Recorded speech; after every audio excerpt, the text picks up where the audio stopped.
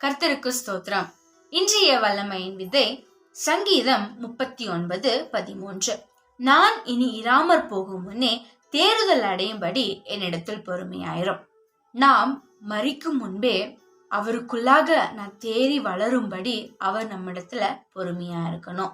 நம்ம அந்நியனும் பரதேசிகளுமா இருந்தோம். ஆனா இப்பொழுது கர்த்தருக்குள் அவருடைய பிள்ளைகளாய் மாற்றப்பட்டிருக்கிறோம். மாம்சம் பலவீனம் உள்ளதுதான்.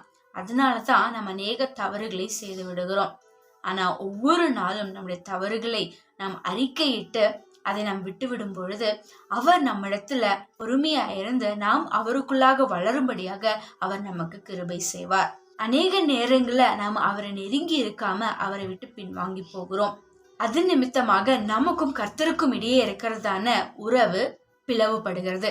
நாம் அவரோடு நெருங்கி இருக்கும் போதுதான் நாம் அவருக்குள்ளாக தேறிக்கொண்டே போகிறவர்களா இருப்போம். நாம் அவரை விட்டு விலகும் போது நம்முடைய பலனும் குன்றிக்கொண்டே இருக்கும். ஆகவே ஒவ்வொரு நாளும் நாம் அவருடைய வேதத்தை வாசித்து அவர்கிட்ட உறவு வைத்துக் கொள்ளும் போது அவருடைய பலத்துல தேறினவர்களாய் மாற்றப்படுவோம்.